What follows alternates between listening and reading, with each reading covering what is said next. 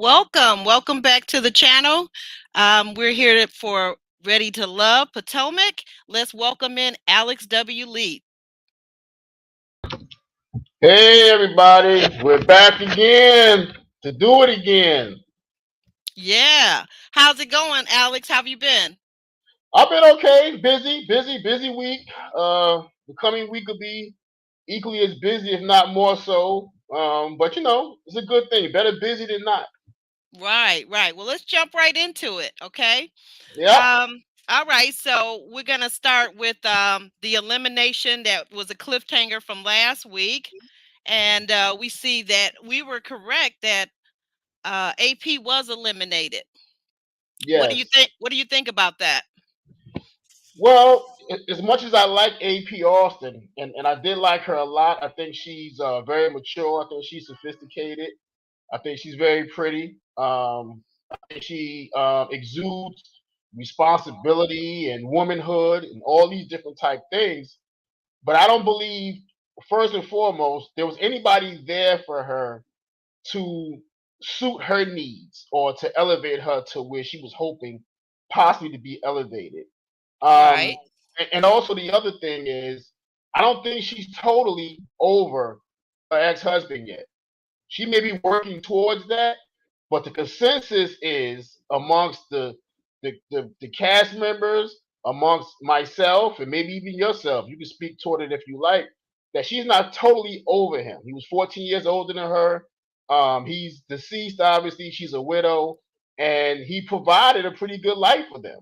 And so, I don't think she's over that yet. And it kind of hindered her development throughout the show, her dating process. I'll use the term they use in the military. I'm going to call it what they call it in the military. I'm going to say right sized. She hasn't been right sized or balanced yet from that loss, I don't feel. And I could be wrong. This is just my opinion. I felt like, all the conversations that she was having about her late husband, I think it really showed that she really wasn't quite ready. Yeah, yeah, I agree with that. I agree with that. I think because I'm not surprised that she was sent home. This has nothing to do with her being a good or bad person, but there was just no one there for her, and I think she got some stuff she really had to take care of emotionally. And I kind of knew Precious would stay because Precious is a wild card. Precious is kind of she's exciting. She's no holds barred. Um, Okay. Wait a minute. Let me just jump in. I wanted to say, hey, Kimberly, you want to come up with us and chat a little bit?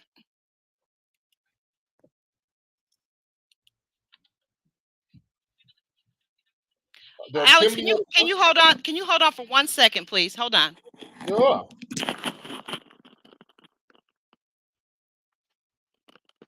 I know that it took me some time to get to the place that they wanted me to be. Oh, cause I'm ready. I'm ready to love. Sorry about I that, got Alex. Having a little cat emergency. the cat. A cat emergency. Continue on, sir. Well, you interrupted my floor show. I was singing a Ready to Love theme for our audience. Oh, let me hear that. Come on now. Let me hear that. I already did it. You got to hear it back in the playback because I did it already. Okay. Oh, wow. The replay gang. Okay. Yeah. All right. Be that way. How's Kimberly doing? Is Kimberly going to join us live or is she going to stay in the chat? I don't know. I don't know. Oh, okay. Kimberly saying, do you ever get over the death of a loved one? Kimberly, no, you don't have to get over it. I always say move forward. You probably don't get over the death of a loved one. But here's the thing, when your life is in the right balance, once again, you can move forward. And if you're dating, it's a little bit of common sense, if you will. And then I know she's probably 15 years out of the game because not only is she 5 years from the death of her late husband, but that was 10 years she was married, so she was off the market, right? So she doesn't even know how to date in this modern era, this new era. But the thing of it is that you don't spend all your time talking about your late husband. That's really not something that the guy who's trying to date you, that wants to see if you're emotionally, physically, and spiritually available to him, that's really not going to show him that. That's all I'm trying to say. And Yeah. those are my opinions. You guys jump in and tell me if you feel something different. If you're widowed, maybe, and you've moved forward and you were able to date and maybe get remarried, let me know how that went. Talk to me, okay? Yeah. And See, for Kimberly, oh, go ahead. yeah, see, for me again, and I kind of reiterate what you already mentioned, but you never get over it. You learn to live with it. And by learning to live with it, you take the lessons that came from it.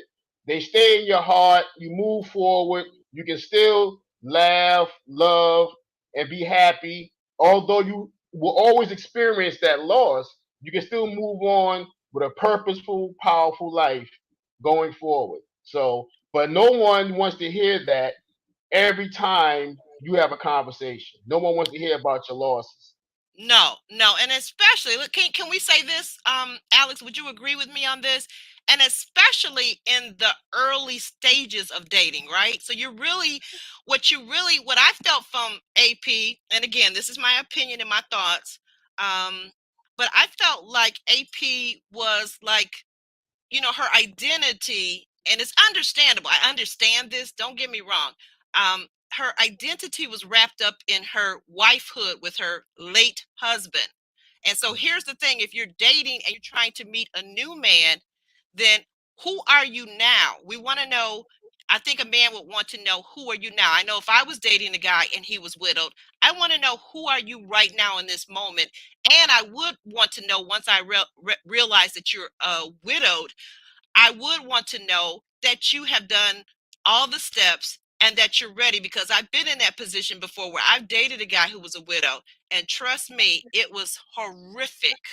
It was Mm. just horrific because he wasn't ready to date. But oftentimes you find people will throw themselves out there because they're lonely, they're horny, maybe they need help with the bills, whatever that thing is, but it's not that they're really ready. So that's not a good thing. And that can happen Yeah, with somebody who's not widowed, okay? So I'm not yeah, I'm not trying to put her down or anything. I thought she was a lovely woman. I really did. I think she's yeah. beautiful inside and out from what I could see. Yeah, and it's like people always say, you can't get over one man by getting up under another. You know, and I Oh, shut up. What in yeah, the world? Hey, Pandy, hair candy and more. How you doing? Thanks for your support. yeah. It's good So to see you guys out there. So anyway, yeah, so you okay, got to do the work. You got to do the work. you gotta do the work. Yeah, you got to do the work, and it has to be evident. Nobody's telling you to forget about them, but what Mm-mm. we are saying is, like I said, you can move forward in a powerful, productive, loving way with your life until your time here is up. Right, right. Because you don't have forever. That's the reality. None of us are going to be here forever. The inevitable is we're all leaving, and we just don't know when. So okay, so AP was eliminated, which means that Precious was saved, which we kind of suspected. You know what I thought was funny, Alex? Yes. I thought what I thought was funny was, I thought that right after AP was eliminated and left, Tommy decided that it was time for them to eat. I was like, well, did they at least give AP a carry out plate or what? How they gonna do AP like that? Well, I'll say this. One thing about this show, and this has been since the first season, they sure do a lot of eating. I tell you that. A lot of eating and drinking on this show. I'm So, not mad. I'm not mad at anybody that's eating and drinking, especially if it was that shrimp pasta, which looks delicious. It looked like they had a lot of other things. Eric is a great chef, so um, yeah, I think they were loving that. I think they they were were loving loving that. that. Yeah, Oh, okay. And Kimberly is responding. She says she's out and about. Okay, Kimberly, but she will come up and join us one of our podcasts real soon. Oh, awesome. That is so awesome. yeah. So That is so awesome.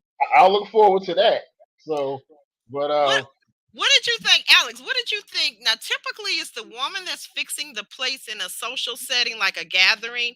But what did you think when Clifton asked Carmen, could he fix her a plate? For me, and I kind of disagree with you. I've always enjoyed fixing women's plates and bringing a woman their plates. I did it with both my wives when I was married. Both Uh, your ex-wives, both my Alex. ex-wives. Yeah, you doing the yeah, AP on us? You forgetting yeah, now? yeah. I'm forgetting now. Yeah, I haven't done the work yet. So Ooh, please hurry up and do it then, dear. I ain't going back. yeah, you ain't going back, huh? uh-uh. But yeah, I believe in that. I think it's a very intimate thing. I think it's a very sensual thing. To actually cook for your lady, bring her plate, things of that nature. It's not a gender specific thing. It's whoever enjoy it more. And I've always been the better cook in the household, so that I'm the one who did that type of thing, and I enjoyed it. Ah, And I okay. enjoyed it. So it's not a thing. Mm, And maybe that's what Clifton enjoys. And as you can see, it really turned Carmen on. So if it's getting the job done and getting to the point where Clifton wants her to be, you do whatever's necessary. absolutely, absolutely. I agree with you 100%, Alex. So he made the play for her, and then he even sat down next to her, which I was like, oh, okay. I guess she didn't have those blue contact lenses on, huh? No baby Jesus this week. What did you think? What did you think when Demetrius? I think it was no, not was it? No, it was Laverne. What did you think when Laverne said, "Let's play Truth or Dare"? Well, that's a sucker's bet. And I was thinking a lot about that because if I had been playing that game, it would have been all truth. I wouldn't have dared anything because you put yourself on the spot and you get yourself in situations that you have to talk your way out of, which is what happened with Sabrina and Torrey. Yeah, well, Because let's take that one by one. Let's take that one by one. So, um, Joy was asked to kiss the person that she most connected with, and who was that? well, unless you've been living under a rock for the last 5 or 6 episodes, whatever it's been, you knew she would run over to Clifton. That's automatic. So Okay. that didn't surprise me at all. I mean, she ran over there. She didn't even walk. Right. She said skirt, and got right on over there like yeah, like she was an Olympic athlete, a track star. She's a runner. She's a track star. In fact, if she had chose anybody else other than Clifton, I'd have literally been shocked. I'd have been shocked. You'd have been shocked. I think everybody Mhm. would have been shocked. Right.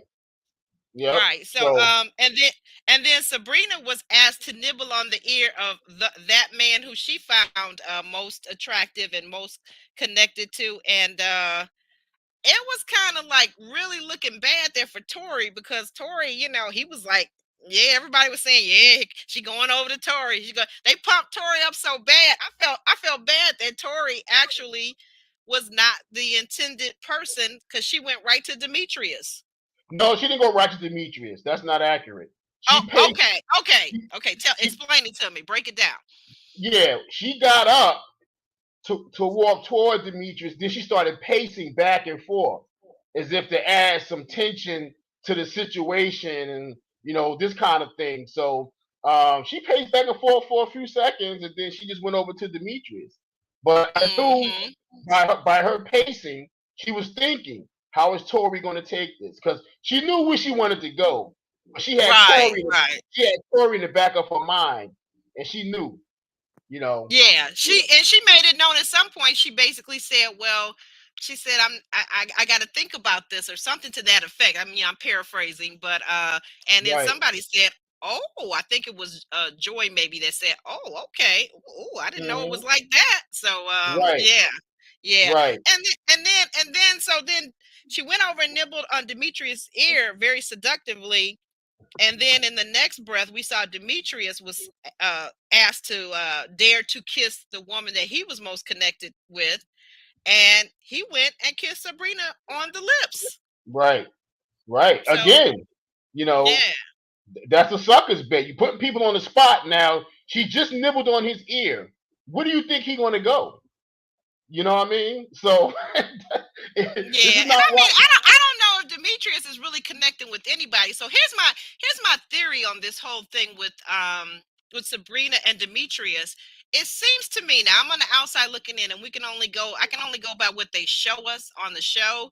So I don't know about these outside dates possibly or whatever, but I was like, it seems to me like she's had more connections on screen with Torrey. They seem to get along well. Torrey even gifted her some cupcakes, even though I think he took 2 out the box of 6, but and gave her 4 left over. But I think that sometimes, with us as women, sometimes the guy who's kind of ducking and dodging us or just giving us a little bit of play but not fully into us, we kind of look at him as, just like men sometimes do with women, we kind of look at the chase. And so I was looking at that, and I was kind of like feeling a little taken back and a little concerned for Sabrina's sake. Like, maybe you're going after the guy that really isn't into you as much as you're into him, whereas Torrey seems to be really into you. What did you think?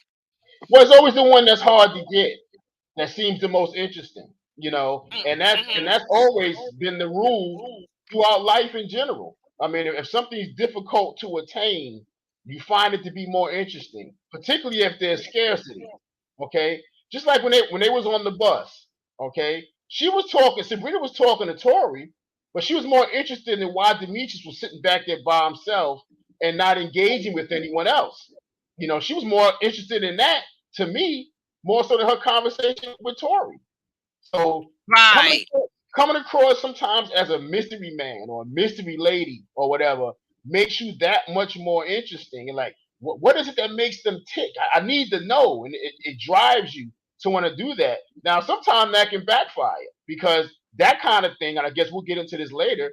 That kind of Yeah. thing is what almost got Laverne eliminated because he's like that. Yeah. We'll go in order. We'll try to, okay? Yep. So and so then after Demetrius kissed Sabrina, basically Torrey was like, it looked like the expression on his face was like, yeah, okay, that's enough. And he got up from the table that everybody was sitting at, and he walked away.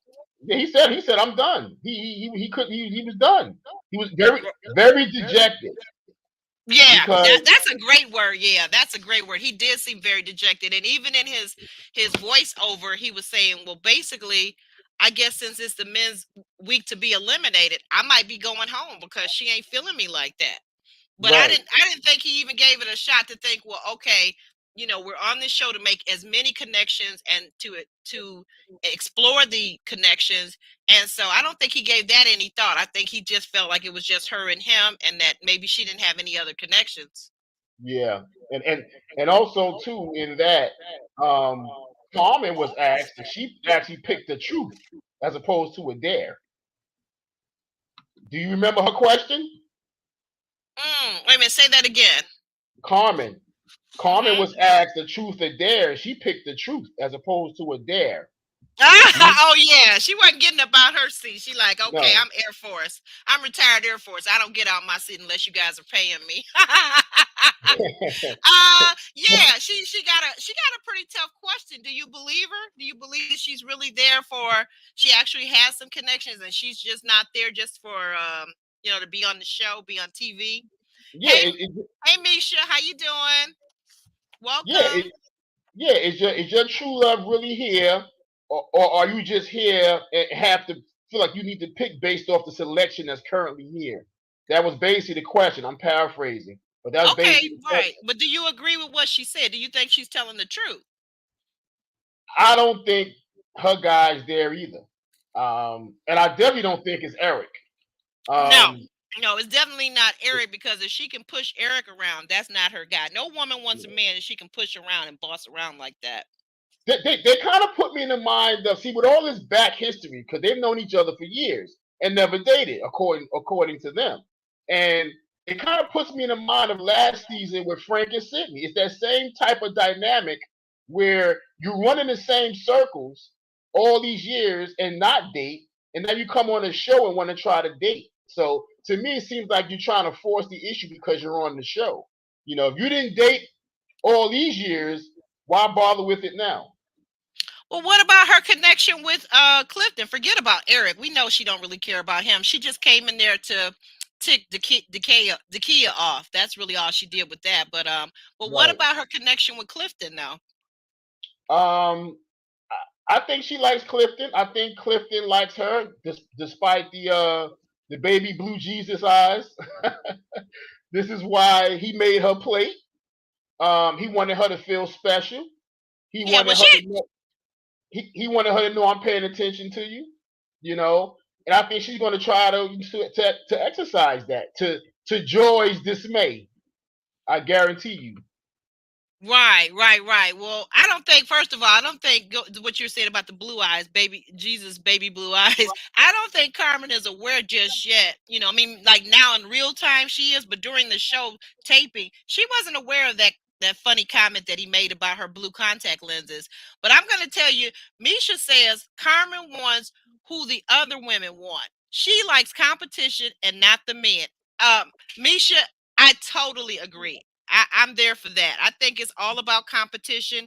You got to remember, this is a career Air Force woman, so she's accustomed to competition and discipline. So she's just like, yeah, I can do it because I'm Air Force, and they're top notch, they're top gun, except for Navy. But she really, yeah, she likes the competition. She doesn't really, I don't think she really cares about any of the guys that are there. Yeah, and I don't disagree with that at all. She's a boss chick. She always gets what she wants. She's been very Mm-hmm. successful. She's been very successful doing it. So that Mm-hmm. comes across in every aspect of her personality, even her dating life, even on this show. So, but I find it curious that with all of her getting what she wants and all this kind of stuff, why don't she have anybody? Why hasn't she been married? You know, I think, isn't she the one? She's divorced though. Like Laverne. Remember Laverne and her had the first blind date, and he told her that he was divorced, and she said, "Oh yeah, me too. I'm divorced too." So she was married before. I wonder But how long it yeah, lasted. I wonder how long it lasted. I'm very curious about that. could be, again, being military. A lot of times, I know from my daughter's career, I know a lot of times military people tend to get married very young, and sometimes maybe a little bit too young. So it could have been that she married somebody who was also in the military, and that was a thing. Also, when you're in the military, because you get stationed in different countries and different places and locations, sometimes that can be very difficult on the spouse, because Mhm. unless they have a career that can just go anywhere, like they're a teacher or there's something that can just pick up and go anywhere, and they're not tied to their specific company. A lot of times being married to a military person, and you got to pick up and leave every 2.5 years, 3 years, to go to another location, could be another country. That's a big damn deal. Yeah, and Or plus darn, Carmen. that's a big darn deal. Yeah, it is. It is. And military folks, yeah, they do a lot of moving around, jumping around, place to place, city to city. I mean, state to state. I live in Virginia, which is a very militarized state, and Oh yeah, my daughter was people. stationed there years ago. And when you drive around Virginia, you see license plates. You see license plates from all over the country. It's like, Hmm. my goodness, all these people are here that are military. So that's a difficult life, particularly for relationships. Very difficult. Yeah, yeah, it is. It is, like, and thank your son for his service to this country. I appreciate that. I love military people. I really do. And every time I see them, especially our World War II vets and our Vietnam vets, and they got their hat on or they're displaying whatever, and I know I always go up and thank them for their service. And sometimes if I'm able, I'll buy them a coffee or a meal or whatever, because it's been done for my daughter a million times, and I just love it because my dad was Army, my daughter was Navy. So hey, Yeah, it's a yeah. My beautiful son, thing. yeah, my son is Army, and Okay. married, 3 children, and I love him. I miss him. He's overseas, and I look forward to whenever they get back so I can see these grandchildren. you I know. know that's right. I know you miss them. Yeah. I mean, it was times when my daughter was right here in this country going to the Naval Academy. And literally back then, it's like you couldn't even talk to them for weeks at a time. Like maybe once a week. Social media was kind of off limits back then. It's probably changed a little bit since then, but it was crazy. Like I literally got on Facebook years ago just so I could kind of talk to my college daughter at that time. So it's crazy, but I Yeah, definitely love our military. I give all, if you're out there and you're listening to this podcast, you're watching, I want to thank you. I want to thank you so much for your service. And I mean that from the bottom of my heart. yeah. And I Um, want to say, I want to say, mhm, mhm. I think I want to say hello to Misha. I miss Misha saying hello to Misha, and also I want to say hello to Monique. who's on Yeah, with hey, us. yeah, hey there, Monique. I see she just stopped driving and she's finally able to come in and say hello to everybody. Thank you so much. Thank you for supporting the podcast. So then the next thing we got the date. I don't know what this thing is like. This place where they're climbing. They're on these harnesses and they got these balls and there's Precious and there's Joy and there's young Wiley and Demetrius. So Wiley is Right. kind of paired with Joy, and Joy seems to be throwing down some things that Wiley's not picking up. Can you take the lead on that? Yeah, yeah. See, they took the women there as a trick. That's a trick, and What do it's you mean very what do you mean it's a trick? it's very subliminal because they took the women there just to see if the women would sit on some balls. Okay, this is You a see what I'm saying? this You is see a what I'm saying? PG-13 broadcast. Okay, I'm so telling you what they were we doing. gonna we gonna move along now because I don't know what you're talking about. But I, let's get back to Joy and Wiley. What did you think that Joy was throwing down that Wiley wasn't picking up? Can we talk about that? we can talk about it, but somebody commented on what I just said during the show. That's what I'm But I telling you. want you to stay focused on what I'm asking you. Oh, jeez. What are you asking me, woman? What? What are you asking me? I'm Ask me. asking you what is Wiley missing? Joy's busy throwing down. I feel like sometimes when we're together, Wiley, she looks deeply into his eyes with her beautiful, sexy self. She says, "I feel like sometimes there's something that you want to say to me. Go ahead, say it." But she opened the Okay, so door for him. She opened the door for him, and he wouldn't walk through it. she He wouldn't opened come. what door? For those who might have missed the episode, she opened what door? Talk to me. Come At, on, make it plain. Make it plain. I made it plain. You don't like it. No, She's you haven't telling said him. anything. You said a door. You didn't say what door. She's telling him, ask me out on a date. Let me know that you're interested. Say something to me to let me know that you're interested. And he didn't take the Right. bait. He He didn't take the basically bait. no, he didn't. He basically just said, "Yeah, you be looking real good. You real fine. You fine, fine. You fine. Like, okay, come on now, come And she on, and she's sitting there Wiley, step it up, Wiley." she pointing at her wrist and stuff like, listen, we on a time crunch here. Say something that I can use. And he just wouldn't say it. He just wouldn't. So and he missed it. He missed it, you know. And I knew I He said did. and I said, listen, there's nobody there for Wiley really. I No, kind of I started feeling for my brother there because he's a good dude, he's a nice young man, but I started sensing his demise because there's nobody there for him. no, not at all. Not at all. And but the thing about it, I just feel like, that last opportunity that he had, he could have just walked through the door because Joy was putting it down for him. It was just so plain and simple. I've seen younger men, they would have just ran with that one. I mean, they would have been already on the date by the time she got that out her mouth. But see, that's what I like about Joy. Joy is going to give as much as she like Clifton. She's gonna work this process because she wants to make sure if I go through all of these men and I'm still stuck on Clifton, then I've gone through the process. He's my choice. He's my number one. So she's making it very clear that listen, I'm gonna go through the process, even though everyone knows Clifton is my number one. But we're gonna see what else is there just in case. So that's what I like about Right. it. Right, I do. I like that too. I like that she won't come out of this process no matter what happens.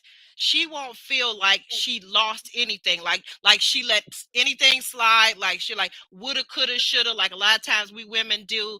We are out here. We're single. We're dating. And we like let some guy go by. He's asking us to go out, or I'm already seeing this guy, so I don't want to go out with that guy. But then the guy we're seeing turns out to be a total dud. Later on, Right. we figure that out like 6 months, 8 months later, and now the other guy is now in a relationship with some woman, and but yeah, she really did.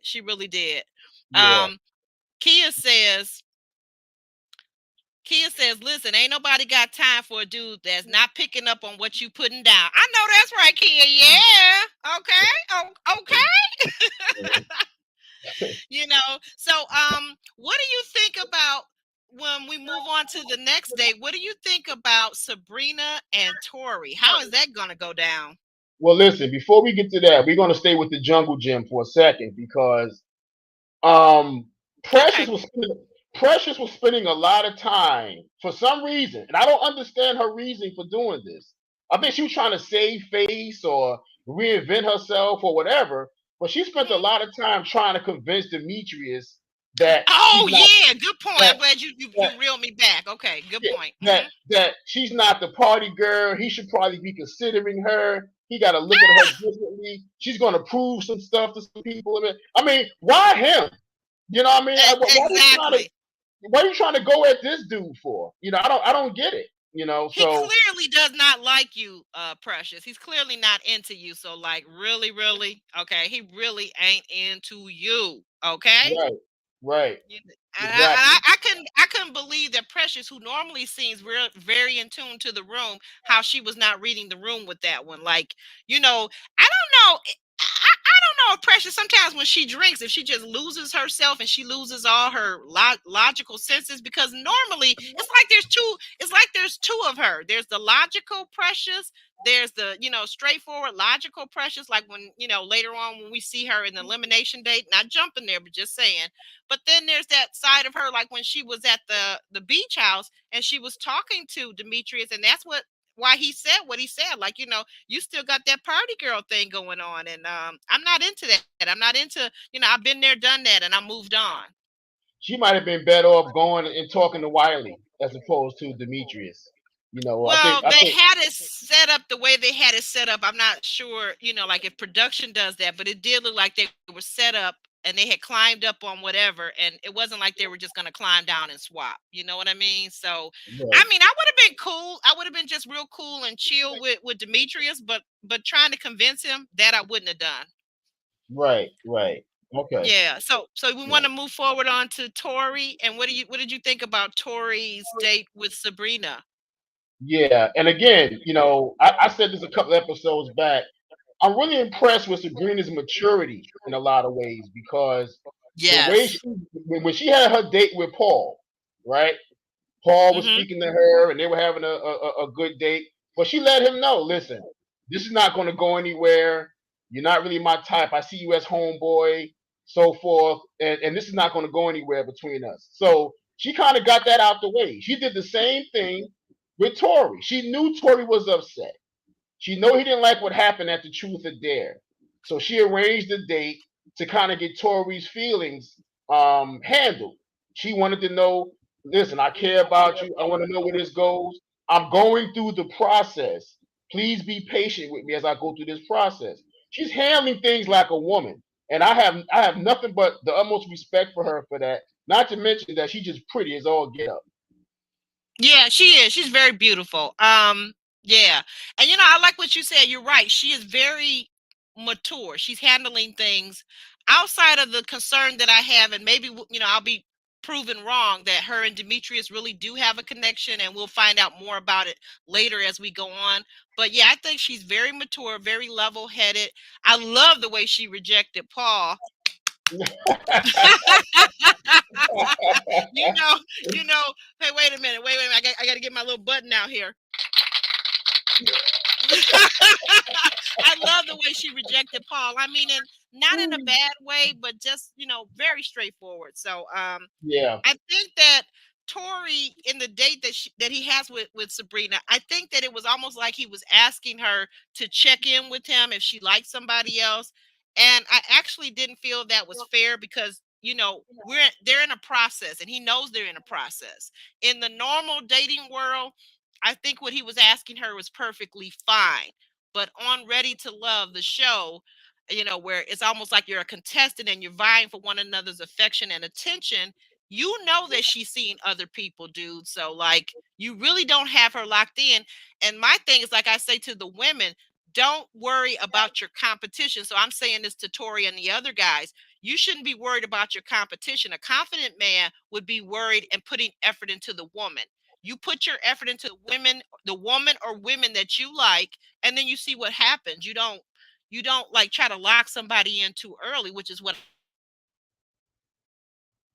I Yeah. Well, kind of felt Tori was doing. And I really like Tori, by the way, too. yeah. That's ego. His ego Hello? was. Yeah, his ego was bruised. Can you hear me?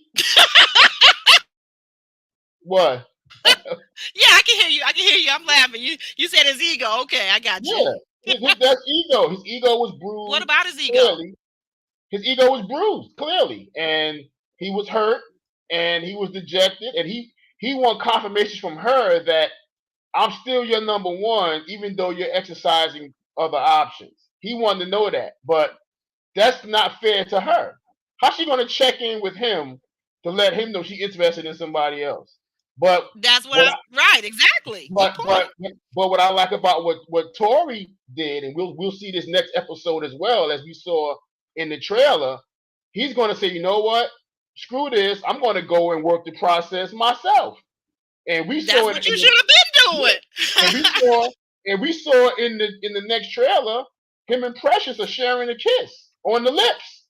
Yeah, he Okay, goes over and kisses Precious. Yeah. Now, right. what I want to see is Precious' response to that kiss. Is it does it turn out to be a good kiss? Because What kisses response? kisses She can let him go wrong. she Huh? let him she let him do it. She didn't move away in the trailer anyway. You We know, don't, yeah, but we just it's a second of the kiss. So I mean, I'm sure there's an after part. Like, a woman will express typically with her face how she felt about a kiss. So I'm just saying, we haven't seen it all. We saw a little snippet that he kisses her. And I mean, you know what? A lot of people have been saying from the beginning that Precious and Torrey should have been seeing each other. So where they had a connection from episode one. They sat there for a long time at the mixer and they talked for a long time. So I'm like, oh, these two, they have a connection straight up the bat. And then they kind of drifted apart in the recent episodes. So I don't know what happened or what's going on behind the scenes or what. But I thought they had a serious connection in episode one and then kind of drifted apart. yeah, my says she says hello, hey there, and she says that oh gosh, I'm having trouble with my board. Bear with me, guys. She's saying, hold on. But she said that's not real though. You're gonna have your feelings hurt. Yeah, I agree with you, Ma. I think one thing about it, it's a show, but on the other part, it's real people and real feelings. I get that. I agree with you. You got a good point. I mean, but I'm just saying, IJS. I'm just saying. Um, no time for Precious though. What? Wait a minute. Ma says no time for Precious though. She's going home. What? Ma, she's going home. Don't you think Paul would try to save her? And wait a minute, if she's being kissed by Torrey, when the men vote next week, won't Torrey save her? Now, Paul threw her under the bus, man. Paul threw her under the bus. So, Paul's been throwing her under the bus, but that's the kind of guy Paul is, because even though she saved him, of course right, he's not right, because he's just not right. And I think right, now that Tina is on the show, I think he's got more preferential to Tina. And so right. speaking about Tina, what about Tina and Donovan's date? Are you talking about Tina, the Miss Beyonce, Tina, yeah. Miss Beyonce herself? Because whenever they I don't know about the listen, Beyonce part. I do. 'Cause whenever they show her, all I can think of is, I don't think you're ready for this jelly. I don't think you're ready for this jelly. That's what I think when I see her. Because when she come, everything's wiggling. You hear me? And Okay, I all think they right. do that. They do that on purpose, but I love it. I'm not complaining Oh, one bit. are you talking about the music they play, the background music for her whenever she walks into a scene? Is that what you're talking No, about? no, I'm not sure. I'm saying how sexy she walked and how everything's moving, and that's what I'm thinking about. I'm thinking about Beyonce "Bootylicious" song. You know what I mean? Because she be moving it.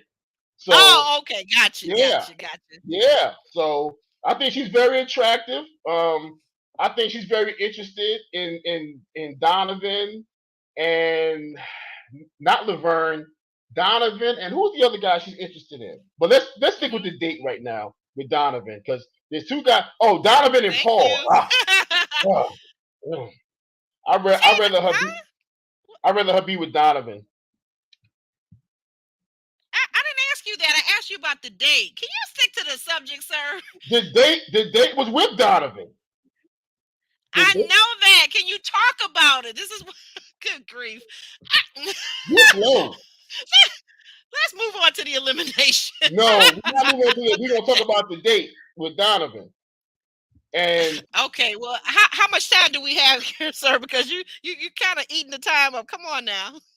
we're not on the time crunch. We got our audience here. We love everybody. This is love here. We gotta stay here as a family. You know what I mean? That's So right. That's right. Now yeah, talk about the date. Talk about the date, Alex. yeah, yeah. But no, the date was very good. They got a lot in common. They got the children in common. He's a little older than her. I think he got about 10 years on her. But it's clear Okay. it's clear that Christina likes older men. And I'm not saying she's looking for a sugar daddy, but she's definitely looking for somebody with stability, a man that can hold it down, take care of his business, take care of her and her child if need be. Someone who's a good father, could be a good husband. She's definitely looking for those qualities, and she thinks typically she could find that in older men. And I think she's attracted to Donovan for that reason, among other things. And I think they had a very good date. Yeah. So do you think that like Maud is saying that Tina is already feeling PO and maybe Donovan is just a backup? Maybe. I don't know. What do you think? If she feeling if she feeling Paul at all, it may have something to do with that rap music background, that industry, or whatever the case may be. But if I think What is it? if she wants real stability, I think Donovan is probably a better choice for her. Okay. Yeah. Yeah. Yeah. I mean, like what I was gonna ask you, so what does that rap industry bring to their relationship?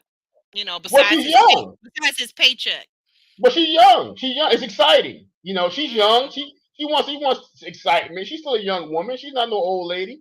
So that okay. could bring a lot of excitement to her life, make things very interesting. She'll get to go to the studio or travel. Paul's not relegated to being in an office, a 9 to 5 type situation. He has to travel. He has to promote stuff. That's very exciting. Plus, I guess he's I making a guess, yeah. decent. I guess for somebody that's outside of the entertainment industry, and I'm guessing because from her esthetician, I'm guessing that she's outside of the entertainment industry basically, but I could be wrong. I need to go to IG page double check that if she's Right. not an actress or something. But yeah, I guess so because I know when I was in the industry, people thought, oh wow, that's so interesting that you met you know George Clooney or J Lo or whomever, and it's like no, if you're an extra on the set or you're doing this or that, it's just all in the day's work. It's not Yeah. really, and oftentimes the days are 16 hours long, so it's anything but glamorous, like a lot of people think. But I don't know about the rap industry. I know nothing about the rap industry. So yeah, she's interested in that, and she's young, and that's exciting to her. Knock yourself out. And I'm in the film industry, and people have asked me on numerous of occasions, friends or family, oh man, can I come to the set? Can I come to the set? And I'm like, there's nothing exciting about being on set. I mean, you can come if you want to come. They think I know that's right. they think it's a big party, and you're going to see a bunch of stars, and you're going to be hanging out in trailers and those kind of stuff. Mm-mm. And you Mm-mm. and you come there and you sit around for 8, 9, 10, 12 hours Hours. What? setting up a shot, and you're going to shoot for like 15 minutes. Mm-hmm. Setting this shot up. It's all about the setup, setting up the lights, setting up the sound, setting up all this. Exactly. And you're sitting there all day, so they figure out pretty quick it's not exciting on that front. I just It's want to a say that. it's a lot of hurt. Right, you're right. It's a lot of hurry up and wait. Hurry up and wait. Hurry Hurry up up and and wait. wait. We did when J Lo and George Clooney, Ving Rhames, Isaiah Washington, and so many on and on. I can't even remember all their names. Which most of the big ones I got to take pictures with: J Lo, Isaiah Washington, the little short guy that was Isaiah's sidekick in. Oh my goodness! Now I can't think of Out of Sight. The movie was Out of Sight by one of our famous Michigan writers. Oh, now I can't think of his name, Leonard. But anyway, so what happened was, so it was supposed to be a short scene set at a venue, like there was a fight scene, right? There was a boxing scene, right? And we were just doing this one scene, and that scene took literally 16 hours. It was supposed to Hmm. be maybe 8 hours, but it took double that. And it was just crazy. I'm like, what? Are you serious? Yeah, And it's a then grind. they barely want to feed you. I mean, the stars, of course, they've got their trailers to go to, like you said. They're all decked out and they got all this other stuff going on. But are you serious? Really, to be on a film, it is not that big a deal. I mean, Right, really, seriously, it's right. not. Yeah. If you're not the star, it's not that big a deal. And So what did you? most of the times, I just want to say this, most of the times you don't get to actually go up and say anything to them. But I guess Isaiah, where I was stationed at, where they put me at, the production team. So I was right there by Isaiah Washington. So when we took our breaks, I was able to get picture with him, with J Lo. But that's not the norm. That's really not the norm. And then I made friends with one of the costumers. So that kind of got me into some extra stuff too. But Yeah. normally that's not for everybody. If you're extra on set, you're not going to even get close to anybody like George Clooney or J Lo or anything like that. No, absolutely not. And But what, my friend Jay Wiley says being on set is a long day and no guarantee that you'll make it in the final cut. That's exactly right. That's so exactly right. so many people have told their family, "Watch this part. I'm in this part," and they end up on the cutting room floor. Exactly. You know. Exactly. Exactly. So I think you see my green shimmery dress, because it's a dress up scene. You see my green sequin dress for like all of like maybe 10 seconds. And I'm like, right, there I am, there I am. I mean, for right. 16 hours, I get 10 seconds on film. Like what? But it was No. a great experience because, like I said, because I got to meet them and actually take pictures and got to meet the costumer and got invited to some other movies and whatnot and whatnot. So that's a whole nother story for another day. Story time at some point. But Yeah. anyway, so What did you where think were we about the at? date? What did you think about Tina and Donovan's date? What are your thoughts? I thought they did well. I thought they went through, like you said, they had in common that they both have young children, which I thought was kind of interesting for Donovan to be his age and have the small kids, but that's just me. But I like that Tina had the audacity, and as she should, to ask Donovan, well, what do you think about more children in the future? And I like what he said. He basically said, well, with the right woman. So hey, that Right, was a good point because right. clearly, she's just got one child and she's like what 32. Clearly, she probably wants to have other children. I know I would if I were in her predicament or her situation. I would want to have more children. I would never just stop at one because I was an only child and I definitely did not want that for my children. So Yeah, I thought they had a great date. I yeah. didn't really feel, I guess I'm going to say this though, too, Alex. I didn't really feel or see the actual real chemistry between these two people. I felt like they aesthetically looked like they would make a nice couple physically, but I didn't really feel any sparks coming off between the two of them. But it definitely went better than Donovan's date with Precious, right? Yeah, yeah. Donovan wasn't feeling Precious at all. Well, no, Um, no. yeah, And that, there was no chemistry there. so Paul and Carmen and the pickle. Yeah, Paul, Carmen, and there's a big, long green pickle. What do you right. think? What do you think? Uh, Well, of course, you know what everybody's thinking, okay? Because he introduced it as, would you like me to put my pickle in your mouth? Her eyes popped open. There's a lot of sexual innuendos this season. They're all playing with sexual turns, the men and the women alike. You know, so Right, right, right. you It took her a second. I was a little surprised at Carmen because normally she's like quick on her feet. It took her a few seconds. We could see her kind of going, "What did he just say?" But then she got right back with him and said, "Yeah, I would like it. Why don't you feed it to me?" Right?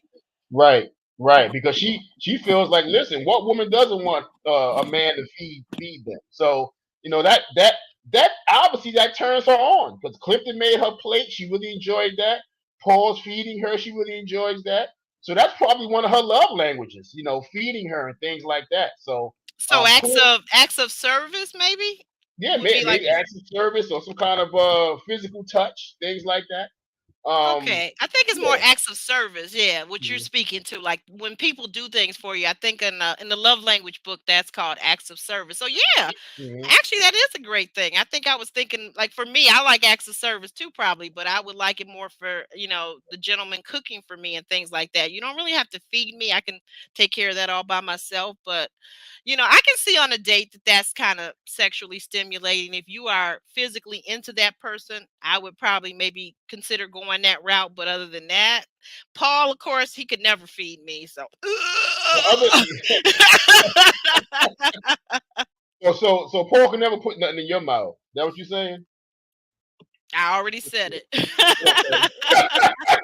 Absolutely. No, me and Paul, that's a no go. Well, I'm a little too old for Paul anyway. So I'm a little too seasoned.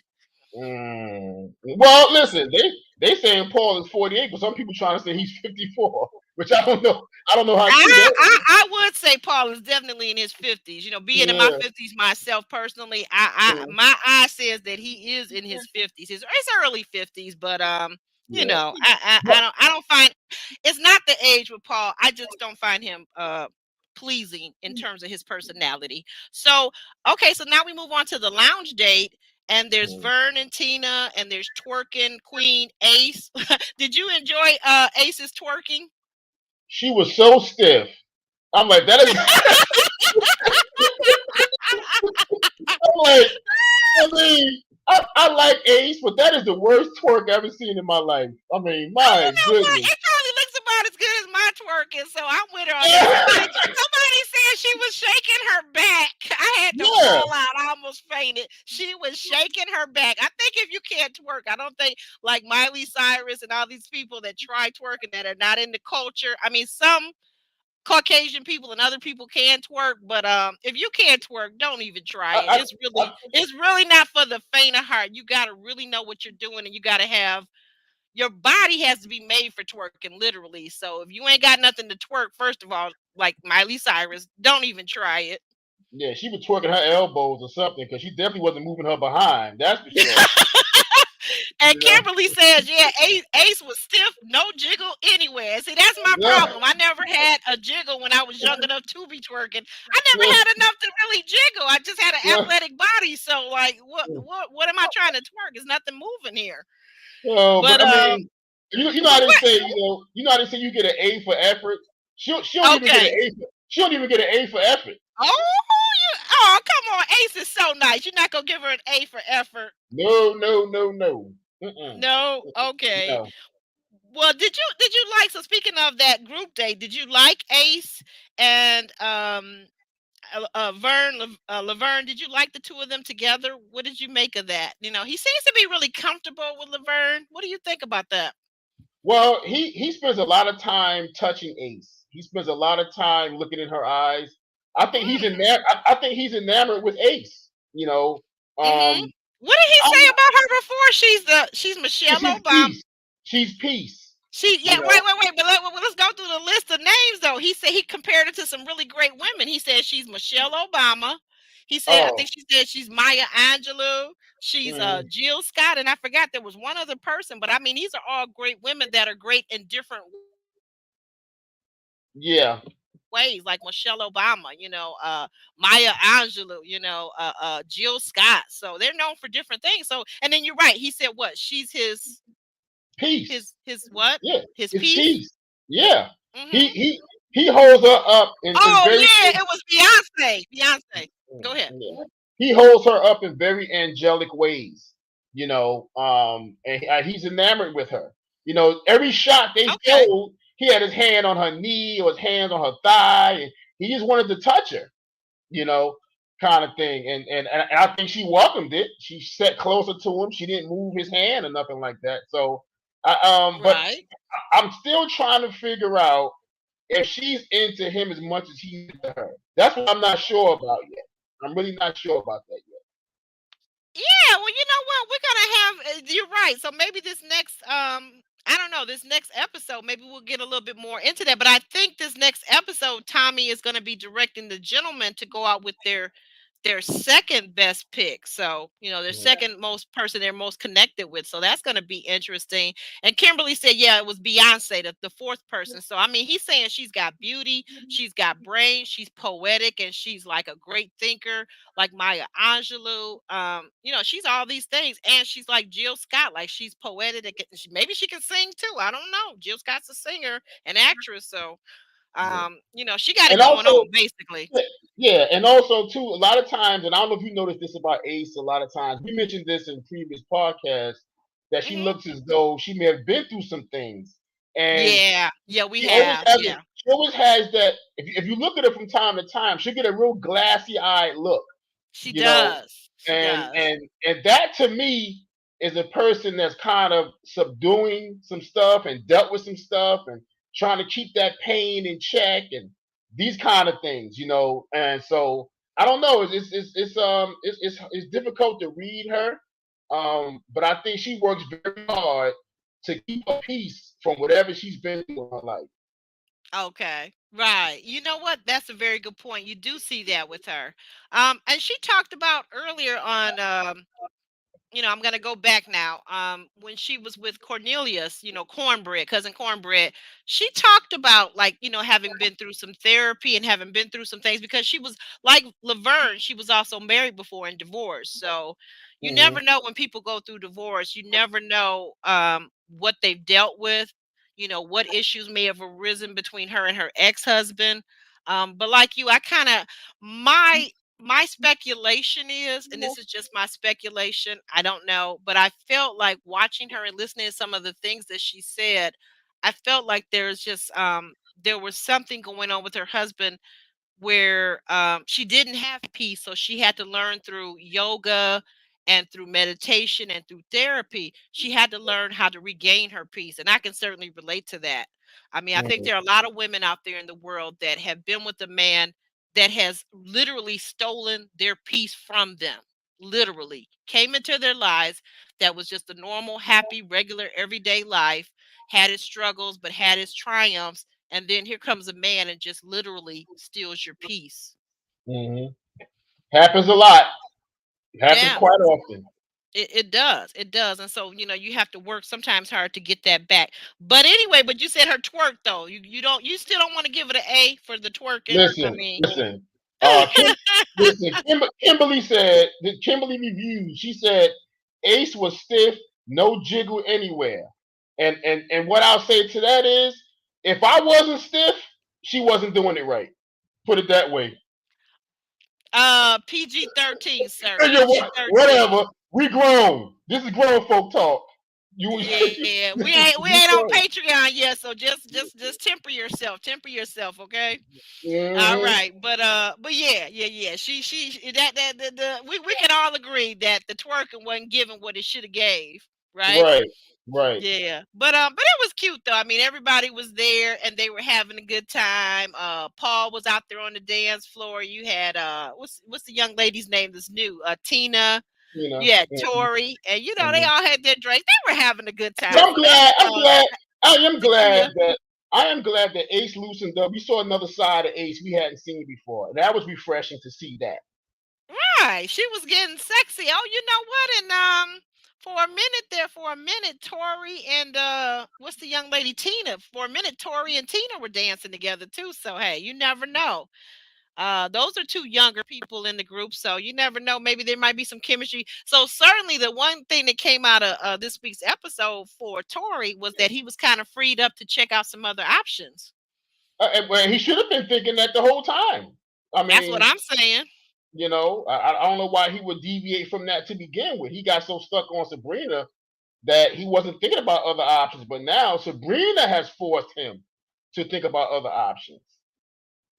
Right, right, right. And oh, we cannot forget. We would be remiss if we leave this out. So you guys, are you clicking the have you clicked the like button for me? Please and thank you. Don't forget, like the video. And thank you for coming and watching this podcast. But something we can't forget, that who's the king of R&B? Yeah, Lord. Who's the king of R&B? Do you know who the king of R&B is? Did you know it was Michael Jackson? No, I didn't know that. That's news to me. Exactly. I thought I, Exactly. I thought the king of R&B was, as they said on the Facebook chat, R. Kelly. I don't know who it is, and honestly, I don't care. But I do know the king of pop is MJ, is Michael Jackson. So that And, that I and, do know. and And with I his, know that he's from Gary, Indiana, but I also know that again, I'm in my 50s, and a lot of people probably in their 30s don't really keep up with that, and they're not aware of that because they didn't come up right alongside of Michael Jackson, where we were already always contemporaries, basically, right? right, exactly. I mean, we grew up watching him from a kid. We were in that age group where we Right grew up along watching. with him. Yeah. Yeah. So, but Laverne should know better because, of course, Michael Jackson is such a historical figure. And with Laverne being from Gary, Indiana, he should know right away it's the king of pop and not the king of R&B. You know what I mean? Right. So there are just certain names that you know. Queen of Soul, Aretha Franklin. There you Godfather, go. Godfather of Soul, James Brown. I mean, you know right away when you hear these names. So he should know that being from Gary, Indiana. He messed up on that one. You know, and Yeah, he with did. with Christina being 31 years old, she's very, very young. Of course, she knows who Michael Jackson is, but she wouldn't know about the history of Gary, Indiana, and stuff like that. She's 31 years old, so she wouldn't know that. Right, right, right. And I don't know, did you get the feeling like some people did that she was that he was a little bit arrogant? That Laverne is sometimes he's a little bit arrogant in his demeanor and the way he talks to people. Laverne is arrogant. Listen, Laverne, one of them guys, and look, women love a confident man. You can be confident, but not arrogant or overbearing. It's a difference. Okay? Right. But Laverne is one of these guys who he's a know-it-all. And when people are a know-it-all, they have a tendency or a difficulty in listening. And when you can't listen to anybody else because you think you know more than anybody else, you can't learn nothing. So I think that's where he is. He think he knows it all, and he can't learn anything from anybody else. He's the choice. You got to get to know him. What makes him tick? Forget about what makes you tick. You gotta find out what makes him tick. You know Right. that's Right. who he You're is, right. and I think Demetrius is the same way. Oh, yeah, yeah, and it's kind of sad because they're both former military, so that's really kind of interesting, the connection there. Um, yeah, yeah, Hmm. and I don't think, well, so apparently with all that said, Tina really wasn't feeling Laverne with this group date. She wasn't feeling him at the lounge. She kind of she let it be known that during the elimination with the other ladies, that when Tommy asked Uncle nephew Tommy asked, who were you not feeling? And she said Laverne. She said there's nothing there. Yeah, I mean, and she's being honest. As far as she's concerned, there's nothing there. She talked to him for a long time. She didn't feel anything. So you can't force it. Either you feel it, the chemistry is there, or it's not. And as far as she was Right. concerned, it wasn't there. Right, right. So what did you think about the two that were on the elimination days? That was Laverne and also Wiley. I was a little not, I guess I shouldn't have been surprised. I won't say I was surprised, but I really kind of felt like Wiley had another week there, but it wasn't meant to I, be, I guess. I didn't believe he had another week there. I knew. Yeah, when listen, when Christina expressed more interest in Paul and Donovan, and that she has an interest in older men. I said there's Mhm. nobody left there for Wiley. There's nobody. He's gonna go No. home. You Yeah, know, it was time for him to go home. right? But I tell you what I didn't like. Now What's Precious was that? on the chopping. Precious was on the chopping block just a week ago. Okay, and she was scared to death that she was about to go home, and that AP Right. would stay. Right, the AP Austin would stay, and she would go home. So, but in knowing that, I don't think she handled Laverne with the empathy she herself would have liked. in the elimination. Or if I can just interject and you can continue from here, nor did she handle him with the empathy that she gave to Paul, her boy Paul.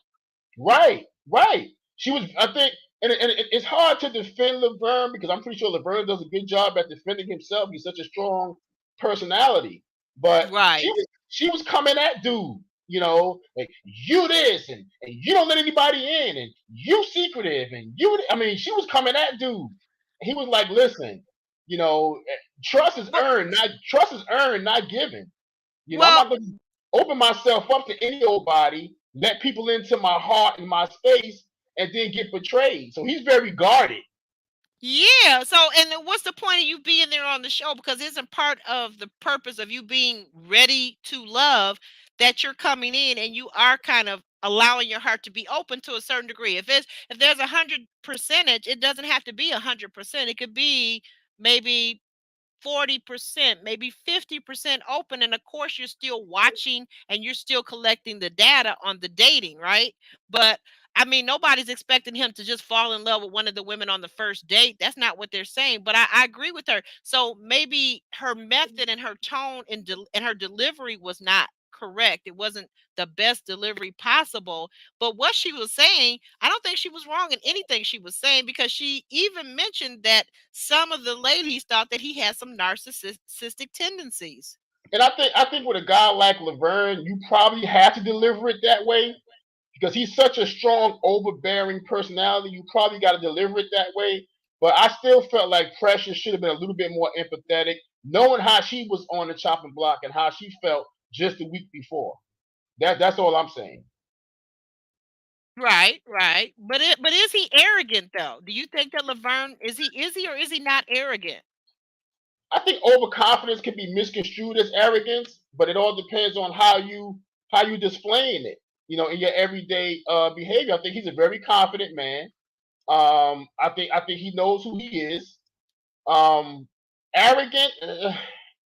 I don't know, Aubrey. That's hard to say. I mean, you could say that, but I just think he's a very, very confident man, and he feels like he's God's gift. That's just how he feels. Right. Right. Yeah, I agree with you on that. I mean, we don't know. I don't know him, we haven't seen enough of him yet.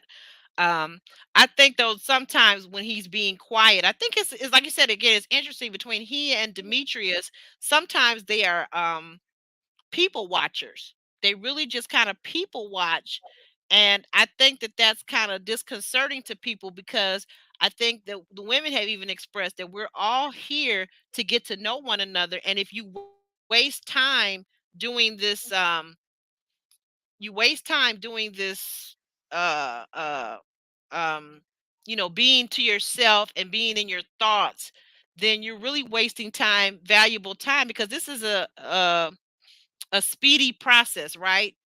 It's an advanced process, so you really need to just kind of get in here and get the dating, meet the people, meet the women, and really get to know what's going on, right? Yeah, like they say, this is speed dating on crack. You know what I mean?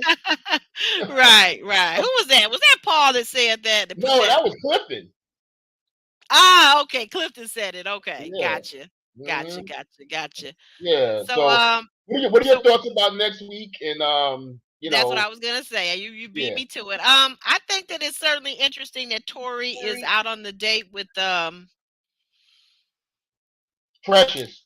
with Precious, right? And but yeah, that he's out on the date with Precious, and that he goes for he kind of tells her, looks like you got something on your around your mouth, and when he leans in to kind of like, I think she thinks he's gonna like try to get it off her mouth or wipe it away. He actually goes in and puckers up and gives her the kiss. So I thought that was cute. So Yeah, I'm and looking forward to seeing what's gonna happen with them. Go ahead. yeah, and there's a lot of again, there's a lot of innuendos and discussion about putting stuff in people's mouth because Clifton is on a date with Takia and he gives her, I guess it's an oyster or a clam or whatever, and he feeds it to her, and that's considered an aphrodisiac. And Right. she says to him, "Oh, you just want to put something in my mouth." And he said, Right, he right, said, "You got that right." You know, so it's a lot of playful sexual gestures, which it doesn't bother me at all. They grown folk. I like it. You know what I mean? But right.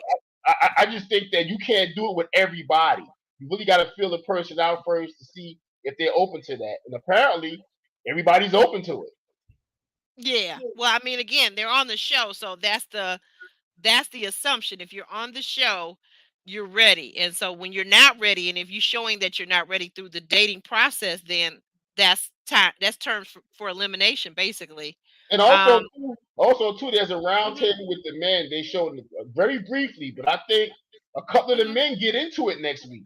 A verbal Oh, conversation. Laverne and Demetrius. Once Yeah, again, we're talking about the military men. They're very strong, very testosterone driven, and very competitive. Like also Carmen, who's former military.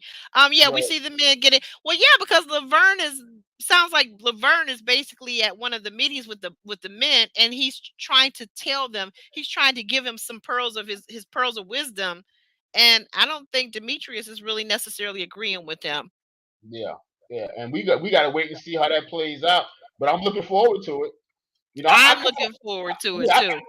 I kind of like that from time to time to see kind of men, to go at it, testosterone. Not that I'm looking for a fight, but to see No, these guys show some emotion and kind of get up in each other's face a little bit instead of always playing friends and so forth. Because this is a competition, and it is a competition. yeah, I was just thinking something. Wait a minute. I want to interject something here, and I want you to think about it. Are there mutual women that Laverne and Demetrius are interested in no, that we can think of? Because let's see, Laverne no, likes Ace, right? yeah. And Demetrius likes Sabrina. And Mhm. who else? Is there anybody else that I, Demetrius I, likes? I don't know who else Demetrius likes. I know early on, Laverne was interested in Sabrina, but she hung up and didn't return his phone call. So that was the end of Oh, that. right, yeah. You know? Okay, that was the end of that. Oh, okay. Yeah, So yeah, so yeah, I was just thinking maybe that was part a little background or maybe a reason that if they like the same girl or the same woman, but apparently not. Apparently right. not. You're right. No, So, it's not that. It's probably a difference of opinion, and Laverne mhm. is probably trying to push his philosophies on the guys, and Laverne and Demetrius is like, nah, bro, go ahead with that. You know. So that's how that's probably gonna play out. But I'm curious to see it. I like to see it. Right, right. Well, that's it. That's it. That's all. You want to share with our viewers your how to get in touch with you, whether that's on IG or Facebook. Yeah, Do you yeah. I want want to to? say first. I want to Hmm. say first, like and subscribe. To Thank actually you. Aubrey, all you guys, click that like button. It's very important for the algorithms. And subscribe. Tell your friends and family come over here, subscribe, because we have a good time over here. We really have a good time on this podcast. And to find me, you can find me AW Leath 67 on IG. You can also find me on Facebook, Alex W Leath on Facebook. Not a difficult person to find. You can also just Google my name and a whole bunch of stuff will come up. I got various projects I'll speak on in the future. But right now, I'm just enjoying this podcast, and we're having a great time and talking to all of my family and friends out there in podcast land. Would you mind going ahead and putting that in the chat, Alex? Your Oh, how to reach you on IG? Could you do that for me? yes, yes, I sure will. I Thank sure you. will. I'll do that right now. And in the meantime, thanks, Jay Wiley. He says we had a good broadcast, a good podcast. Thank you so much. Jay Wiley? Did you do? Oh, okay. I guess he's got that thumbs up at the end, so I guess that means he smashed the like button. All right, Oh, you smashed the like button? I believe so. I believe so. I've seen him around in the chat before, and this is actually one of my friends. So I believe he did. I'm gonna have faith that he did. So the Yeah, rest of you, because I want to say while Alex is getting that together for his IG contact, I want to say that we've actually got next month. We've got some guests lined up, some of the Ready to Love alum that'll be coming on and we'll be interviewing. And then we're also going to be doing some more he says, she says topics about sex and intimacy and some other things. And if there's issues or concerns that you guys have that you want us to address in a podcast, You can always comment at the end on the video, put it on the video, or you can hit us up on IG Live to get that information. Oh yeah, Jay Wiley says, "Of course I smashed the button." Okay. Oh, number 12. Okay, you're number 12. Thank you. Thank you. So but you guys can always reach us, and that's the whole reason why Alex is gonna give us his IG live. Alex, are you able to get that to us? Yeah, I had to do it in the private chat, Aubrey. It won't let me do it in the public comment Mm, section for some reason. I don't know why that would be, because you should be able to respond to guests and okay, wait a Yeah, minute, let me go over. I don't know if I can okay, let me see if this works, if I can copy it. I've yeah, never it done wouldn't this allow me. before, Alex. So Alex, talk to our audience while I try to see if I can do this, because I've never done this before. Okay. Yeah, we're going into the crunch time now of this Ready to Love season, and I'm interested to know from the audience perspective. Like at this point, we all should have a favorite character or two, and I would like to know from the audience who their favorite character is. I think for a lot of the audience, the consensus is, out of the men at least, Paul needs to go. I think Paul. I think Paul is good for the drama, I guess, or the comedy relief, if you want to call it that. Um, but I think my favorites, out of the men, like I said, I do like. I think Clifton's a cool cat. Torrey has grown on me. As Yeah, I far like as Tori. yeah, Torrey has grown on me. The women, I've always liked Joy. She just has such a great personality, such a bubbly spirit. She's so open and honest. There's an honesty, there's an integrity about her that I like. I also like Sabrina very much. I've liked her from the very beginning. So I do have my favorites. I have my favorites. Yeah, and usually I've been doing the we had been doing the MVP, so thank you for bringing that to my remembrance. I feel like once again MVP would go to Sabrina once again. We had her previous week. I think it was the week when she let Paul down very gently, right? Yes, Um yes. I feel like Sabrina, and this week I feel like she was the MVP of dating, because once again, she's not afraid to face the tough questions. She was able to invite Tori out for a date and to talk to him about why she nibbled on Demetrius's ear. Not so much why, but the fact that she does have feelings for both of them, and she was able to verbalize that, to put words to her emotions, and that's sometimes not an easy thing to do when you like two people, and maybe you like one a little bit more than the other, but you're still keeping your options open. You're still weighing your options. You don't know enough about either one of them to pick either one.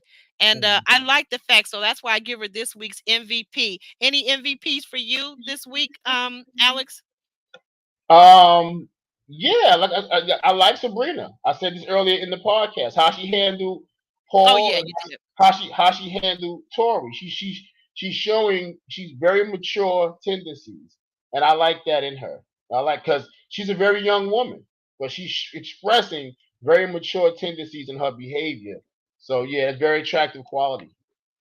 Yeah, and you know what? And I will give, for the men, I will give the MVP to Tori, because Tori, yeah, he was emotional during the scene when she actually nibbled on Demetrius's ear, and Demetrius came back with the kiss on the lips. And so I don't know. I can't imagine myself being in that situation. It's been many years since I've been, maybe like what, college or high school, where you're in the same confined space with someone that you care about, and maybe they've got an interest in somebody else, and you happen to witness them kissing or whatever. That's been a long time. So I commend him for holding himself together as best he could. He showed his emotion, but he did meet her for the date, and they did talk it out. So I definitely will give him MVP for the men this week. Yeah, and that's what I like about that. That the fact that although his ego was bruised, we did see him vulnerable, we did see him hurt, and we saw him recover. And so, yeah, that's what I liked about Tori. Interesting. Mod Afro Mama is saying that Sabrina is giving us Kyra vibes. I've been kind of thinking about that too, Mod. It's interesting that you should say that. Yeah, because Kyra was from season before last in Houston. And Cairo was one of those women that really like to keep her options open. I think beyond most of us viewers, what we thought was really necessary is like, okay, make your decision. Clearly, you're more attracted to this one man than the other, but she wasn't willing to make that decision. So, yeah, that's interesting. I don't know if Sabrina is that way, but isn't it a lot earlier because this is like week 5? Isn't it a lot early for her to make her decision right now, It's Mod too Afro early for that. Mama? It's way too Hmm? early for that. It's way too early for that. I'm It's, thinking yeah. so too. I mean, they've only had a few weeks of dating. I don't know if I'd be ready after 2, 3 weeks to say, yeah, you're my man. And, when this other fine man is over here and I'm also interested in him. I don't, yeah, I'm thinking it's kind of early, Mod. But Mod, am I? yeah, that's what Sabrina is saying, and that's what a few of them are saying. Even Joy, as much as she likes Clifford, she still opened the door for Wiley. He didn't go through it, you know. So Yeah, with they Clifton, right? Yeah, yeah, they're working the process as well they should, and I think they got another couple of weeks, maybe 2, 3 weeks down the road, to really narrow it down and start getting more definitive. But it's too early right now, right. in my opinion. It's too early. Right. And Monique is agreeing with what you just said. So she says, I just think it's too early to force anyone to choose. Maybe a couple of more episodes, a couple of more weeks, and then I'll call her Kyra. Yeah, yeah, yeah. Right. That's what I'm thinking too. Give it a couple more weeks and see how he's moving because Monique, I'm concerned about Demetrius. Does he really want anyone? Because I haven't seen him put forth a lot of effort. And what I've heard about the DMV area, now you guys, if you're out there and you're in the DMV area, and if you're catching this on the replay, then put it in the comments section and let me know. But I have heard that the DMV now is very close to an Atlanta type dating situation for Black people. Tell me if that's true. I don't know, but this is what I've heard. And that men, typically the good looking ones with the good jobs, like a Demetrius, like a Laverne, they have this attitude that they're going to sit back and wait because they can. Because, hey, there's 5 or 6 quality women to every guy. So tell me if that's the truth or not. And if that's the reason why these guys, especially the military guys who I happen to know that if they're retired military, they're making a good income already from retirement. And then you add on to it that they're still out there working because they probably retired at 40, right? 40, 41, 42. And then they've got their security clearance, which is right pretty much like a 6-figure clearance if you're up at the right level coming in the door, and then tack on whatever another 100,000. So we're talking about men that are making good money, have job security. So most women, while the other ones are running after the NBA players and the ballers and all this stuff, the real guy that's really stable is the guy that's got that military security clearance. Let me tell you that. That's a fact. and then Okay. that's definitely accurate, and that's a good life. And I think that Hmm. the women, Very as good you, life. yeah, and as you said, in the Atlanta situation and so forth, and maybe San Francisco and other cities like that, where there's scarcity, in high quality men, you say 5 or 6, Right. you say 5 or 6 per woman. I think the numbers maybe even a little higher than that, But whenever there's scarcity, there's value, and I think that's why a lot of the women are either overly assertive or even aggressive to find that guy, because there's just enormous competition to find that guy, and that's why guys like Laverne and Demetrius sit back and watch. As you said, they're people watchers. I'm gonna sit Hmm. back, I'm gonna watch the show, and y'all come to me. Right, right. That they give that vibe. I mean, I don't know if that's what they're doing, but maybe they're normally laid back like that. Maybe they're not extroverts, but I don't understand why. Even if you're not an extrovert, because I'm not really a true extrovert. I'm what I call an introverted extrovert. But even I know how to let a man know that I am interested in him. I know how to do that. So then when I do that, then I expect and anticipate that if he's interested and available, he will pursue and he will let it be known that he is interested in me as well. And if he doesn't, I'm not the person, I'm not the kind of woman that I'm going to go chasing after no guy. So Laverne and Demetrius, that would not work for me. I could not be in Sabrina's shoes with Demetrius because that just wouldn't work for me. But, to each his own. Everybody is different, and that's fine. That's what makes the world go around. Right, right. And as we close out, do you have any like final closing No, comments? well, I wanna. There's some stuff still going on in the chat, Alex. So Mm. my Afro Mama says we still have strong, independent Black women who have it going on. Dakia has her own business. Absolutely, my Afro Mama. Yes, there.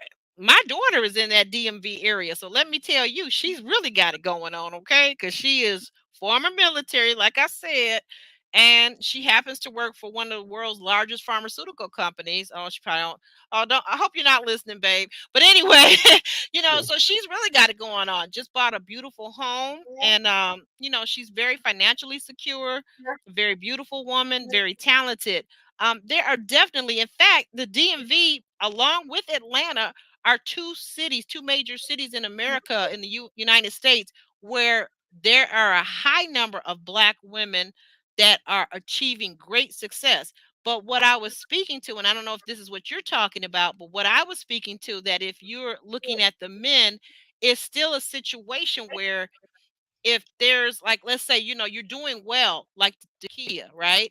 Okay, but there are 5 or 6 of those good high quality women to that one high quality man, maybe 7 or 8. And my point is, so then therefore those men feel like, hey, we can kind of sit back in the cut and just kind of chillax and let the women chase after us. I'm sorry, it's not, it may not be what we like, but it's the reality. That's the Right. reality of it all. And listen, no one's, contrary to popular opinion, we hear this a lot from successful women or successful Black women. No one's intimidated by your success. No one's intimidated by that. We love the fact that you can go out there and handle your business, that you're making a bunch of money. Because hell, if I'm in a relationship with you, that's part of my money. That money coming home to me. So I love that. There's no intimidation there. The question that comes into play is, can you separate the two? I guess this goes for the men too. Can you keep your business in the street or in the office, and when you come home, just be my woman? You know, so that's a dichotomy that men tend to face. Turning the boss chick off at the door. And the comeback to that I've heard is, well, can men leave it at the door? They should leave it at the door. No one should bring their work home with them. But a lot of people tend to do that. Nobody should do that. Be a man to your lady. Let your lady be a woman to you. Leave all that other stuff outside the home. Right, absolutely. Because I think about when you say that, so my thoughts go to a couple where the husband, again talking about military, spent 20 plus years in the military. They married young, right out of college, and she became a nurse practitioner, which, if you know about RNs and then nurse practitioners, which is like almost like a doctor, right? For the extra training that they get and the salary that they command, right? And they're out on the West Coast in California. And there were days when she would have to tell her husband, who would come home from the military, and being a leader, and kind of try to bring that into the home. And she say, "Hey, wait a minute, you're talking to me, your wife. You know, I knew Mm. you even before you were in the military, dude. So don't bring that home." And then, of course, he would drop it, and that's why they've been married for over 20 years. So that's a real thing. You're right, Alex. Like, do you bring home your job with you? Do you bring home your work persona? If you're a leader, if you're a CEO, whether you're the wife or the husband, do you bring that home with you? And if you do, can your spouse deal with it? Because I don't think I don't want anybody coming home to me in our home, which is supposed to be our sanctuary. I don't want anybody lording over me, being domineering, overbearing in the home environment, because that's not conducive to peace. Yeah, it's like dating a therapist. You're my wife. You're not my therapist. So don't come home with the therapy routine. When we're having issues, don't give me your therapy routine. Okay. So Mm-hmm. it's that kind of thing. You gotta keep the two things separate. It's like I always say this, Dr. Phil's wife, Robin McGraw, Dr. Phil Mm-hmm. said whenever they get into an argument at home and he start, trying to solve the problem, her first thing is, Psychotherapist her, try to yeah, psychotherapist her. right. That ain't working. Her first thing is, don't you Dr. Phil me, buddy. That's her comment. You know, I know that's right. I so know that's right. I yeah, got one of my adult children that sometimes tries to do that therapy thing, and I'm like, no, back it up. No, no, no. Don't bring that into the personal relationship. yeah, That's only for, no, don't bring that into the personal relationship. That's not going to work. You cannot practice on your family. It's a very good reason why doctors can't treat or not supposed to treat their actual family members. There's a very good reason. So don't yeah, come in here with that psychobabble. Don't try to explore my personality. If you're my friend, my lover, my neighbor, just like we're just on equal footing. Don't yeah, try to be above me. Don't try to be beneath me. Let's just be on equal footing, and let's just be people. Whatever your profession or occupation is, let's just be people. Don't lawyer me, don't engineer me. Unless I ask, and I do love the engineering field. I do love men that are in engineering and are scientists and things like that. And I will probably question them to death if I'm out on a date with them. But other than that, no, don't bring that home. yeah, That's and that's not a and good environment. yeah, and Afro Mama says there are men that are intimidated, and they are when they're not on the level of the woman they're dating. If she make a whole bunch of money and they're not on that level financially or whatever, or on an educational level, they can be intimidated. But if they're on that level, same level that she's on, or maybe even a step higher, or whatever, they're not Mhm. intimidated by her money or her success. And I think, even though I hate to use the what we're saying, you're right about levels. I think that even if a guy, so like let's say a woman is a surgeon. She's a doctor. She's an MD and she's a surgeon or whatever, right? And let's say she's married to a guy that's in the skilled trades. Let's say he's an electrician. He's bringing in loads of money. He may not be bringing in what she's bringing in, but he's also very skilled and very talented at what he does, right? There's no reason for him to feel like he's less than. So, he doesn't necessarily, let's say if she's bringing in 250, 300,000 a year, maybe more. He doesn't have to feel because he's bringing in 150. He doesn't have to feel less than. He can still have confidence in his manhood. Again, though, like something that you said, though, oftentimes what happens, not often, sometimes what happens with women is that my mother used to have this saying. I'm gonna back up. My mother used to have this saying when I was growing up, and she would tell me, she would say, you can always tell when people aren't used to having something. And I would say, huh?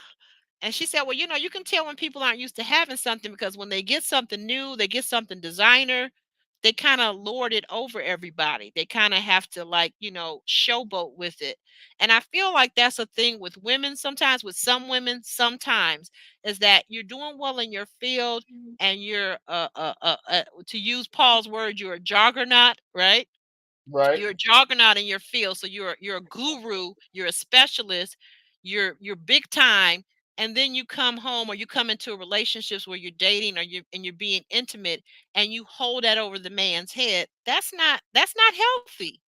Yeah. And my attitude is this. Listen, if the woman's making 250 grand and I'm making 150 grand. Okay. Now she making 100 grand more than me or whatever. But my attitude is, listen, if she could do better, what's she doing with me? So my confidence is going to always be there. There's something about me. I'm not putting a monetary value or a dollar value on my worth to this woman because Right. she got me for a reason. I'm here for a reason, making 100,000 less than she's making. I have something that she needs that she has not gotten from anybody else who might be making $1 million or 750 grand or whatever the case may be. I have something that those guys don't have. So that's how you have to look at that. You can't allow the money to shoot your ego down. There's other points of value that you bring to the table other than dollars and cents. Right. And yeah, now we're getting there. Now we're making progress. Right. Because Mod is agreeing with you. She's saying relationships are more than finances. And that's what I believe, Alex. If correct me if I'm wrong, Alex, that's what you're saying as a man. You don't have any worries about your manhood, because why is this woman with you if you're not all of that in a bag of chips, to say it that way, right? Exactly. That's exactly what I'm saying. Right. And I feel that way as a woman. I mean, I've dated men who were professional athletes. I've dated doctors and so forth and so on and on and on and on. And I've never felt like, at one time I had a girlfriend that asked me, she said, "Well, didn't you feel uncomfortable dating that doctor, that surgeon or whatever?" I'm like, "No, why would I?" But see, that's her mindset. She limits herself to well, if I don't have an advanced degree, then I can't date somebody possibly that has an advanced degree, or I would feel less than. I've never felt less than. I don't know, whatever this thing is that God put inside my spirit, and I thank him for it. I never feel less than, no matter what situation I'm in. When I'm meeting George Clooney or J Lo or whomever it may be, I'm never feeling less than anybody. I may be Right. in awe of your talent, your gift that God has placed inside of you, but I'm never jealous, and I'm never feeling less than, because I don't Right. have to. I don't have to Right. do that. I don't have to be that person that feels like I'm less than. Why? Why do I have to feel less than? I'm breathing the exact same air that Oprah Winfrey is breathing, right? Right. Right. And when I grew up in Brooklyn, New York, years ago, my entire life, I grew up with the 5% Nation. The 5% Nation will always say you must have knowledge of self, and you got to grow up with that. And once you have knowledge of self, you always know your value. You don't shy away from anybody or anything or any situation. You know your value. It's as simple as that. And you want to allow anybody to put materialism or a dollar amount on your value. Your value is you as a human being and what you bring to the table.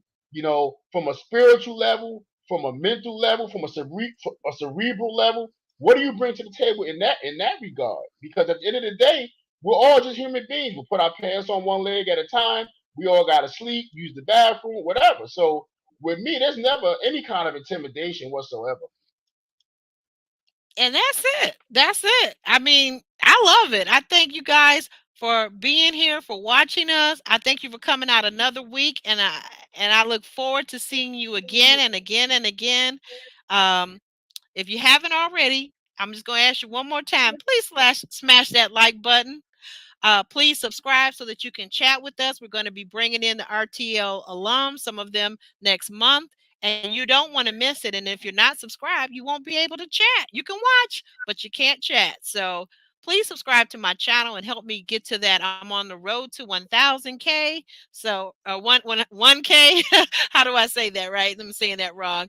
But please help me. Please help me get Yeah. there. I need it. We can do it. We can only do it together. So thank you so much. Thank you so much. This has been amazing, deep, loved it. Uh oh, Jay Wiley is still there in the background. Okay, you have a good evening too, dear. All right. Thank you guys so much. I'm actually Aubrey, and he's Alex W. Leath, and we love you guys. Thank you so much. And we're out of here. we love you. Bye now.